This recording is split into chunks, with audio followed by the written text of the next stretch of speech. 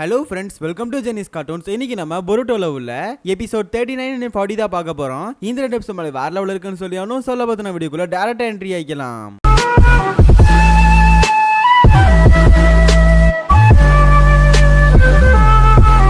கதையோட ஸ்டார்டிங் சீன்ல இந்த மாதிரி சாரதா அண்ட் மிட்சுகி ரெண்டு பேரும் பொருட்டோக்காக வெயிட் பண்ணிட்டு இருப்பாங்க. ஆனா அப்ப சாரதா மிட்சுகியை பார்த்துட்டு, உனக்கு என்னதான் ஆசை, எதுக்காக இப்படி வாழ்ந்துகிட்டு இருக்க, எல்லா மேட்டரையும் சொல்லுங்கிற மாதிரி கேட்பா.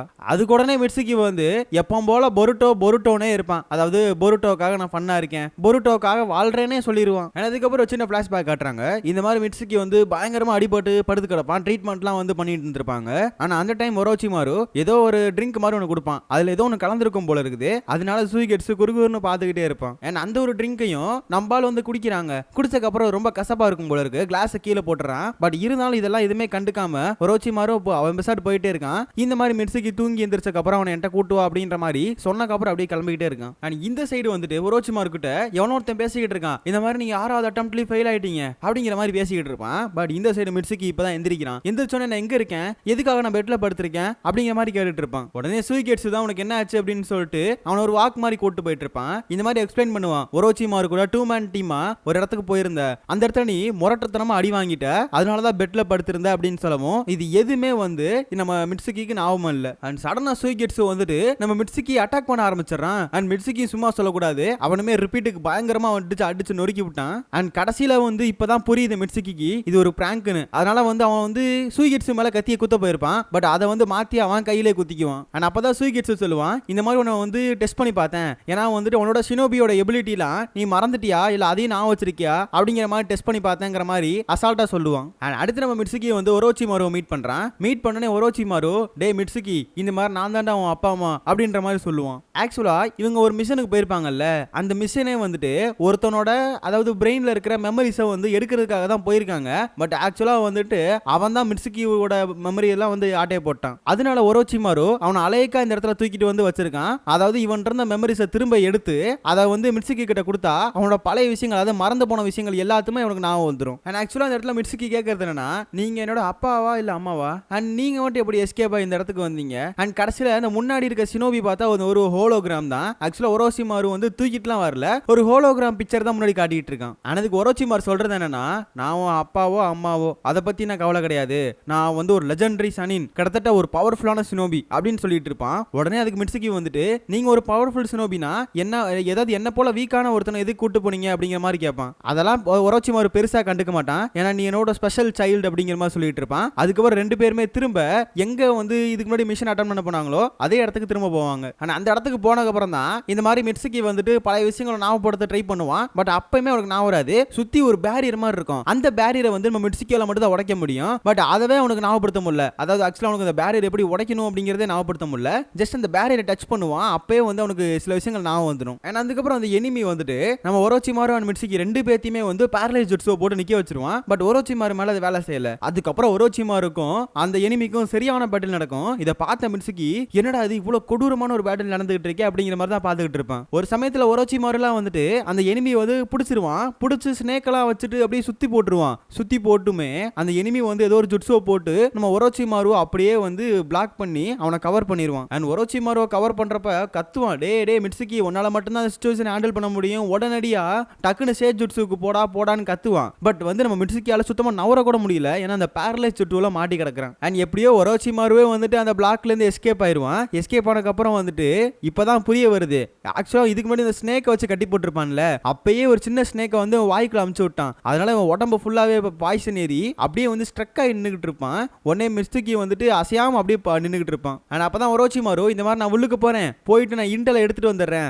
அது வரைக்கும் வந்துட்டு நீ அதே இடத்துல உட்காரு, கொஞ்சம் கூட அவன் கிட்டத்துல போயிடாத அப்படிங்கிற மாதிரி தான் சொல்லிட்டு போவான். ஆனா உடனே அந்த எனிமி வந்துட்டு நம்மளோட, அதாவது நம்ம மிட்சுகியை மேனிபுலேட் பண்ண ஆரம்பிச்சிட்டான். இந்த மாதிரி வந்துட்டு என் மாஸ்க் கழட்டுனாலே உனக்கு அந்த உண்மை வந்து தெரிஞ்சு போயிடும் அப்படின்னு சொல்ல, என்ன மேனிபுலேட் ட்ரை பண்றியா, கண்டிப்பா நடக்காதுங்கிற மாதிரி தான் மிட்சுகி சொல்லுவான். உடனே அந்த எனிமி வந்துட்டு, டே நான் உன்னை மேனிபுலேட் பண்ணல, அந்த உள்ள போன ஒரோச்சிமாரு இருக்கான்ல அவன் தான் உன்னை மேனிபுலேட் பண்ணியிருக்கான், ஆக்சுவலா போன உன்னோட மெமரிலாம் எரேஸ் பண்ணக்கு அப்புறம் தான் இந்த மாதிரி ஒரோச்சிமாரு உன்னை வந்து மேனிபுலேட் பண்ணியிருக்கான் அப்படிங்கிற மாதிரி வந்து அந்த இனிமிக்காரன் சொல்லிட்டு இருப்பான். அண்ட் உடனே மெதுவா வந்து மிட்சுகி அந்த மாஸ்க கழட்டினக்கு அப்புறம் தான் ஒரு பெரிய ஷாக். ஏன்னா இதுக்கு அதாவது நம்ம மிட்சுகி முன்னாடி நின்னுகிட்டு இருக்குது ஒரு வளர்ந்த மிட்சுகி. அப்பதான் அந்த வளர்ந்த மிட்சுகி சொல்லுவான், ஆக்சுவலா அந்த ஒரோச்சிமாரு வந்துட்டு நம்மளால ஒரு குளோன்ஸா தான் வந்து கிரியேட் பண்ணிருக்கான். அதாவது மொத்தம் 12 வெசல்ஸ் இருக்கு. அந்த 12 வெசல்ஸ்ல ஒன்னு தான் சுக்கி. இந்த சுக்கிங்கிறது பாம்பை பேஸ் பண்ண ஒரு குளோன்ஸ் மாதிரி. ஆனா அதுல தான் இந்த அதாவது வளர்ந்து போன மிட்சுகியும் அதே சமயத்துல இப்ப குட்டியா இருக்க மிட்சுகியும் உருவாயிருக்காங்க. ஆனா அப்பதான் அந்த பெரிய மிட்சுகி சொல்லுவான், ஆக்சுவலா ஒரோச்சிமாரு இங்க வந்ததுக்கான காரணமே வந்துட்டு அந்த வெசல் எடுக்கிறதுக்காக தான். ஏன்னா இந்த பெரிய மிட்சுகி வந்துட்டு வெசல் ஆல்ரெடி ஆட்டையை போட்டு இங்க வந்து பதுக்கி வச்சிருக்கான். அதை இனிமேல் வந்து ஒரோச்சிமாரு யூஸ் பண்ணக்கூடாது அப்படிங்கிற காரணத்தினால. பட் இருந்தாலும் இந்த இடத்துல மிட்சுகியால மட்டும் தான் அந்த பேரியர் ஓபன் பண்ண முடியும். அதுக்கான காரணம் ஏன்னா பெரிய மிட்சுகியும் சின்ன மிட்சுகியுமே வந்துட்டு ஒரு க்ளோன்ஸ் தானே, ரெண்டு பேருக்குமே ஒரே ஒரு சிங்க் தான் இருக்கும். ஆனா அதே சமயத்துல மிட்சுகி கேட்கறது என்னன்னா, அதாவது சின்ன மிட்சுகி கேட்கறது என்னன்னா, இந்த மாதிரி நீங்க அந்த வெசலை உடைச்சிருக்கலாமே அப்படின்னு சொல்லி கேட்பான். பட் அதுக்கு பெரிய மிட்சுகி நம்மளாம் ஒரு க்ளோன்ஸ் தான், நம்மளால அதை அந்த அளவுக்கு பண்ண முடியாதுங்கிற மாதிரி தான் சொல்லுவான். உடனே பெரிய மிட்சுகி சொல்றான், உடனே நம்ம ஒரோச்சிமாரு ஸ்டாப் பண்ணி அவனை கொண்டே தீரணும் அப்படிங்கிற மாதிரி சொல்லிட்டு இருப்பான். பட் இந்த இடத்துல மிட்சுகி அதாவது சின்ன மிட்சுகி குழம்பி போயிருப்பானா. உடனே அதாவது ஒரோச்சிமாரு அந்த இடத்துக்கு வருவான், இந்த மாதிரி நீங்க என்னோட குழந்தைடா, உங்க ரெண்டு பேத்தையும் இந்த இடத்துல கொண்டு வந்தது காரணமே ஒரு பாசத்தை காரணம் தானா, ஒரு எமோஷனல் விஷயம் தான் அப்படிங்கிற மாதிரி சொல்லிட்டு இருப்பான். நீங்க ரெண்டு பேருமே வந்து என்னோட செல்ல குழந்தைகள் அப்படிங்கிற மாதிரி தான் சொல்லிட்டு இருப்பான். ஆக்சுவலா கடவுள் தான் எங்களை படைச்சிருக்காரு, பட் வந்து நான் கடவுள் மாதிரி உங்களை படைச்சது தப்பா அப்படிங்கிற மாதிரி தான் இந்த இடத்துல ஒரோச்சிமாரு கேட்பான். உடனே பெரிய மிட்சுகி வந்துட்டு, டே நீ சின்ன குழந்தை மாதிரிடா, அவன் சொல்ற பேசலாம் நம்பாத, நீ வளர்ந்து சேஜுட்சுலாம் கத்துக்கிட்டு அதுக்கப்புறம் உன்னை போட்டு தள்ளுற அப்படிங்கிற மாதிரி தான் பெரிய மிட்சுகி சொல்லிட்டு இருப்பான். அந்த இடத்துல ஒரோச்சிமாரு பெரிய மிட்சுகின்னு மாத்தி பேசிக்கிட்டு இருக்க. உடனே அந்த இடத்துல சின்ன மிட்சுகிக்கு பயங்கரமான ஒரு கோவம். அந்த கோவத்தோட சேஜுட்சு அன்லாக் பண்ணிடுறான். நாலு பார்க்க வெறியா இருப்பாங்க, பச்சை கலர்ல தகன்னு மின்னுகிட்டு இருப்பான்.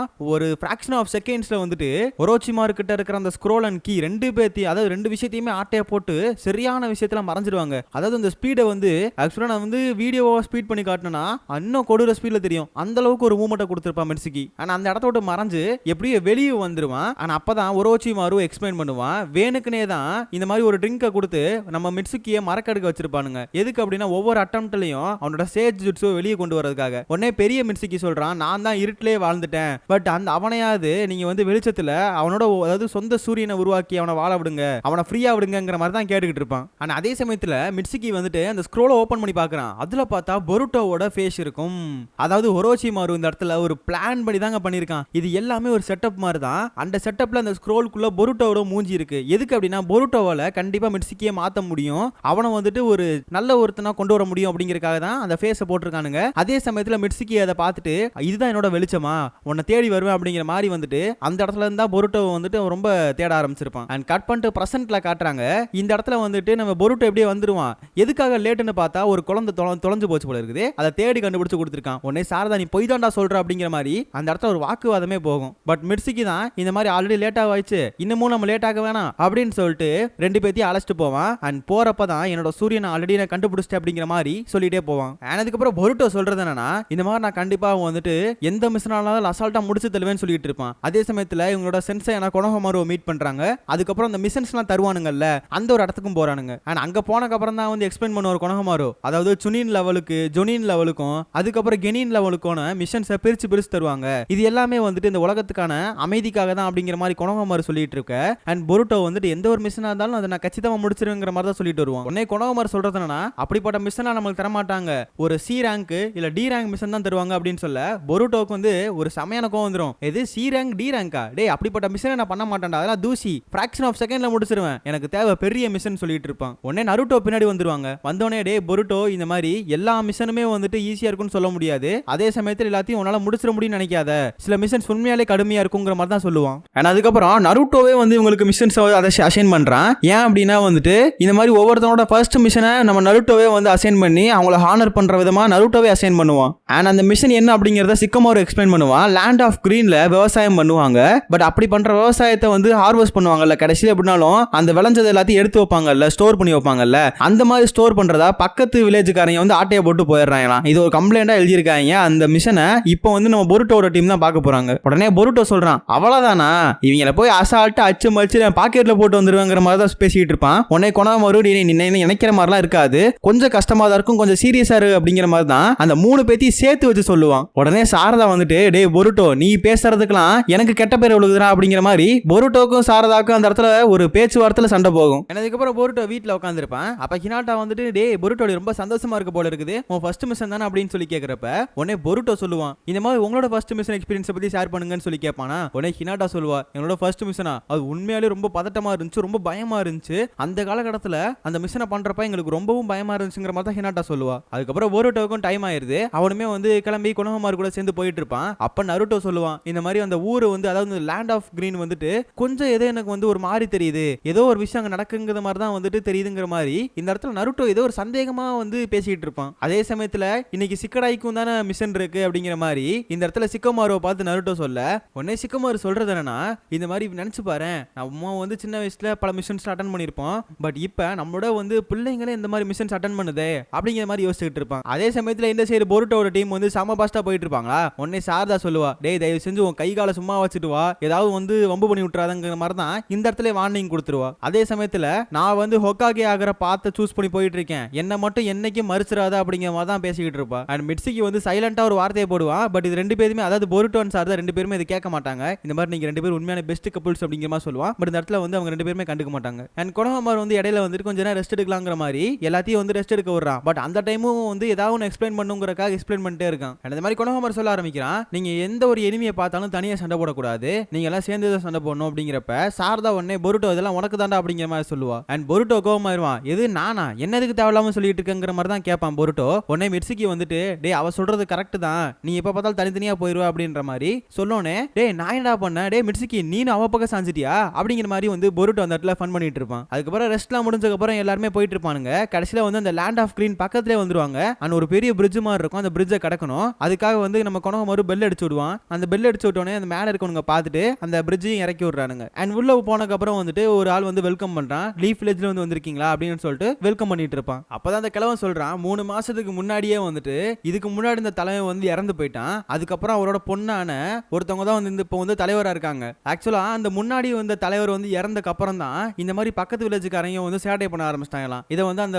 கிழவன் சொல்லிட்டு இருப்பான். அதுக்கப்புறம் ஊருக்குள்ளேயே போயிட்டு அந்த புது தலைவர் யாரு அப்படிங்கறத பாக்கிறதுக்காக போறாங்க. அண்ட் யாருன்னு பார்த்தா லேடி கிரி தான் வந்துட்டு அந்த இடத்துல புது தலைவரா இருப்பாங்க. அதுக்கப்புறம் அந்த லேடி கிரி கேக்குறாங்க, எதுக்காக சின்ன பசங்களை கூட்டு வந்திருக்கீங்க அப்படிங்கிற மாதிரி கேட்க, இல்ல இவங்களும் உண்மையான ஸ்கில்டான பர்சன்ஸ் தான், இவங்க வந்து D rank C rank mission பண்ற அளவுக்கு வந்து ஓத்தியான பீப்புள் தான் அப்படிங்கிற மாதிரி இந்த இடத்துல கொனோஹமாரு சொல்லுவான். ஆனா அதுக்கப்புறம் தான் உண்மையான மேட்டரே வந்துட்டு லேடி கிரி பேச ஆரம்பிக்கிறாங்க. ஆக்சுவலா இதுக்கு முன்னாடி தான் பக்கத்து வில்லேஜர்ஸே வந்துட்டு ஒரு சினோபி கிடையாது அவனுங்க, ஆக்சுவலா ஒரு வில்லேஜர்ஸ், ஒரு நார்மல் பர்சன்ஸ், அவனுங்க வந்து இந்த மாதிரி ஆட்டையை போட்டு போயிருக்கானுங்க. பட் இப்ப கேஸே வேற என்ன அப்படின்னா, ஒரு சினோபிஸ் வந்து இந்த மாதிரி வந்து ஆட்டையை போட்டு போறானுங்களாம். இதை சொல்லவும் கொனோஹமாரு வந்துட்டு இவங்க 3 பேத்தையும் வெளியே அனுப்பிச்சு விட்டுறான். ஆனா அதுக்கப்புறம் தான் கொனோஹமாரு சொல்றான், இந்த மாதிரி சினோபிஸ் தான் வந்து ஆட்டையை போடுற மாதிரி இருந்தா இது ஒரு சி ரேங்கோ டி ரேங்க் மிஷனோ கிடையாது, இது ஒரு பி ரேங்க் மிஷன் அப்படிங்கிற மாதிரி சொல்லுவான். ஆனா அதுக்கப்புறம் பொருட்டோ வந்து சொல்லுவான், ஆக்சுவலா இந்த மிஷன் வந்து கொஞ்சம் சீரியஸா போகுது, பட் இருந்தாலும் இந்த மிஷன் நம்ம விட்டு கொடுக்க கூடாது அப்படிங்கிற மாதிரி பொருட்டோ சொல்லுவான். அதே தான் மிட்சுகியும் சொல்லுவான், ஏன்னா இந்த அதாவது ஒருத்தவங்களுக்கு மிஷன் கொடுத்துட்டாங்க அப்படின்னா அதை வந்து டிராபேக்ல திரும்ப பண்ண முடியாது, அவ்வளவுதான், அது பண்றதை அவங்க பண்ணிதான் ஆகணுங்கிற மாதிரி தான் மிட்சுகி சொல்லுவான். அண்ட் சடனா ஒரு சவுண்ட் கேட்கும், என்னன்னு பார்த்தா ஒருத்தன் வந்துட்டு ஒரு சினோபி வந்துட்டு ஒருத்தனை போட்டு அந்த வில்லேஜ் ஒருத்தனை போட்டு குத்திட்டு இருப்பான். உடனே பொருட்டோ போய் தனியா அட்டாக் பண்ண ஆரம்பிச்சிருவான். பட் அவன் பார்த்தா வந்து அழகா பொருட்டோ வந்து மடிச்சிருவான். ஆனா அந்த இடத்துல கொனோஹமாரு வந்து எப்படியே பொருட்டோவை காப்பாத்தி அவன் ஃபைட்டுக்கு இறங்கிடுவான். பட் சடனா அவன் வந்து ஸ்மோக் பாம்பை போட்டு எஸ்கேப் ஆயிருவான். ஆனா அதுக்கப்புறம் தான் கொனோஹமாரு கேட்பான், இந்த மாதிரி வந்து லேடி கிரி என்னதான் பிரச்சனை, இது முழுசா எக்ஸ்பிளைன் பண்ணுங்க, அப்பனா தான் எங்களை சால்வ் பண்ண முடியும் அப்படிங்கிற மாதிரி சொல்ல, உடனே லேடி கிரி வந்துட்டு இந்த மாதிரி நான் லீஃப் சினோபியை கூப்பிட்டது ப்ரொடெக்ஷனுக்காக தான், அதனால நீங்க ப்ரொடெக்ஷன் வேலையை மட்டும் பாருங்க, மித்ததெல்லாம் நாங்க பாத்துக்கிறோங்கிற மாதிரி தான் அவ வந்து திமிரா தான் சொல்லுவா. உடனே பொருட்டோ போற வழியில எப்படியோ ஒண்ணு நம்மளுக்கு ஒரு நல்ல மிஷன் மாட்டி இருக்கு, இந்த மிஷன்ல நான் யாருன்னு என்னன்னு காட்டணுங்கிற மாதிரி தான் பொருட்டோ பேசிக்கிட்டு இருப்பான். அதுக்கப்புறம் லேடி கிரி வந்துட்டு உண்மையான மேட்டர் என்ன அப்படிங்கறத சொல்ல ஆரம்பிக்கிறா. ஆக்சுவலா வந்துட்டு இந்த பிரிட்ஜோட பத்திரம் ஒன்று இருக்கும்ல, அதாவது இந்த பிரிட்ஜை கட்டின பத்திரம், அந்த பத்திரத்தை ஆட்டையை போடுறதுக்காக தான் இந்த பக்கத்து நாட்டு வில்லேஜஸ் வந்து சினோபிஸ் அசைன் பண்ணி அனுப்பிவிட்டுருக்கானுங்க. உடனே கொனோஹமாரு அசால்ட்டா சொல்லுவான், ஏன் இந்த ஒரு பத்திரத்துக்காக அவ்வளவு ஃபைட்டு அப்படிங்கிற மாதிரி கேட்பான். உடனே லேடி கிரி கத்துவாங்க, இது ஆக்சுவலா வந்துட்டு எங்க அப்பா கட்டினது, இது ஒரு பொக்கிஷம் மாதிரி அப்படிங்கிற மாதிரி சொல்லுவா. கட் பண்ணிட்டு அந்த எனிமீஸை தான் காட்டுறாங்க. அவனுங்க ஆக்சுவலா எதிர்பார்க்கவே இல்லை இந்த மாதிரி லேடி கிரி வந்து சினோபிஸ் அசைன் பண்ணுவாங்க அப்படின்ட்டு. ஆனா அவனுங்க என்ன நினைச்சாங்க அப்படின்னா, இந்த மிஷனை ஈஸியா முடிச்சிடலாம், அதாவது அந்த ஸ்க்ரோல அழகா ஆட்டையை போட்டு வந்தாலும் அந்த டாக்குமெண்ட் அழகா ஆட்டையை போட்டு தான் நினைச்சானுங்க. பட் இந்த மாதிரி லீஃப் வில்லேஜ் இருக்கும் கொஞ்சம் கஷ்டமா போச்சு. கொஞ்சம் வந்து அந்த லீடர்னு ஒருத்தர் இருப்பான்ல, அவன் கொஞ்சம் வந்து குறைச்ச இட போட்டான். இந்த லீஃப் சினோபிஸ்லாம் வந்து மோசம், அவன் எல்லாம் அசால்ட்டா வந்து மடிச்சு கட்டிடலாம் அப்படிங்கிற மாதிரி நினைச்சுக்கிட்டு இருப்பான். அப்பதான் இந்த சினோபி சொல்லுவான், லீஃப் வந்து நீங்க குறைச்ச இட போட வேணாம், ஏன்னா அங்க இருக்கவங்க எல்லாருமே பயங்கரமான ஆட்கள், அவங்க எல்லாம் வந்து ஈஸியா தோக்கடிக்க முடியாதுங்கிற மாதிரி சொல்லுவான். அண்ட் நைட் வந்து வேலையை காட்ட ஆரம்பிச்சிருவானுங்க. ஒரு தீப்பந்தத்தை எடுத்து அது ஒரு வீட்டுல வந்து எரிச்சு விட்டுருவானுங்க. இது எல்லாத்தையும் கொனோஹமாரு பொறுமையா நின்று வாட்ச் பண்ணிட்டு தான் இருப்பான். உடனே பருட்டோ வந்து டைரக்டா களத்துல இருந்து அட்டாக் பண்ண போயிடுவான். அவன் அட்டாக் பண்றப்ப வந்துட்டு சடனா பார்த்தா அந்த வில்லேஜர்ஸ் தான் வந்துட்டு பொருட்டோ அட்டாக் பண்ண ஆரம்பிச்சிட்டாங்க. அண்ட் சாரதா அந்த இடத்துக்கு வந்துருவா. சடனா பார்த்தா எல்லா வில்லேஜர்ஸுமே வந்துட்டு சுத்து போட்டுருவாங்க. ஆனா அப்பதான் கொனோமாரு சொல்லுவான், ஆக்சுவலா இவங்க எல்லாருமே வந்துட்டு கென்ஜுட்சுல இருக்கானுங்க, அதனால வந்துட்டு இவங்க நம்மளே அட்டாக் பண்ணுவானுங்க, பாத்துருங்க, யாரையும் கொன்றாதீங்கிற மாதிரி தான் கொனோமாரு சொல்லுவான். அதே சமயத்துல இந்த ஜுட்சுவோட கேஸ்டரை கண்டுபிடிக்கணும் அப்படிங்கிற மாதிரியும் இந்த இடத்துல கொனோமாரு சொல்லுவான். அதே மாதிரி சாரதா வந்து அவரோட சரியான யூஸ் பண்ண ட்ரை பண்ணுவான். பட் இன்ன வரைக்கும் அவன் வந்து ஒரு சரியா கத்துக்கல. அதனால அவளால கரெக்டா யூஸ் பண்ணி யார் இந்த ஜுட்சு கேஸ்டர்னு கண்டுபிடிக்க முடியல. உடனே மிட்சுகி தான் என்னோட வின்ஸ்டேல போடுறேன், அந்த ஜுட்சு கேஸ்டரை ஈஸியா கண்டுபிடிக்கலாம், ஒரு சினோபி மால மட்டும் தான் அந்த ஜுட்சுலாம் போட முடியும்ல. அந்த மிட்சுகி வந்து ஜுட்சு போடுறான். போட்டதுக்கு அப்புறம் பார்த்தா அந்த ஊர்ல இருக்க எல்லா வில்லேஜர்ஸும் படுத்துறாங்க. பட் அந்த ஒரு சினோபி மட்டும் பர்టిక్యులர் சினோபி மட்டும் எஸ்கேப் ஆயிடுறான். உடனே லீடர் காண போன விஷயமும் தெரியுது. அப்பதான் பொருட்டோ ரியலைஸ் பண்றான், ஆக்சுவலா வந்து இந்த ஊருக்குள்ளேயே ஒரு துரோகி இருக்கான், அவன் வந்து இந்த ஜுட்சுலாம் கேஷ் பண்ணல, பட் வேற எவனோ ஒருத்தன் தான் பண்ணிருக்காங்க. அவர் தான் பொருட்டோ கண்டுபிடிச்சிடறான். என்னடா இப்படி ஆயிடுச்சு அப்படிங்கிற மாதிரி தான் இந்த இடத்துல பொருட்டோ நினைச்சிட்டு இருப்பான். அதோட இந்த எபிசோட முடிக்கிறாங்க. இந்த 2 எபிசோட் எப்படி இருக்குன்னு சொல்லி மறக்காம கமெண்ட் செக்ஷன்ல சொல்லுங்க. நான் ஒரு சின்ன விஷயம் சொல்லிக்கிறேன். ஆக்சுவலா இதுக்கு முன்னாடி நடந்த விஷயம் உங்களுக்கு வந்து சுத்தமா புரியாம போலாம். அதாவது அந்த மிட்சுகி மேக்டர் ஆக்சுவலா ஒரோச்சிமாரு அந்த பெரிய மிட்சுகி சேர்ந்து பிளான் பண்ணி தான் அதை பண்ணிருக்கானுங்க. எதுக்கு அப்படின்னா இந்த சின்ன மிட்சுகி வந்துட்டு அவனோட சேஜ் மோட அன்லாக் பண்ணும் அப்படிங்கிறதுக்கு. சோ ஓகே ஃப்ரெண்ட்ஸ், நெக்ஸ்ட் எபிசோட்ல மீட் பண்ணலாம்.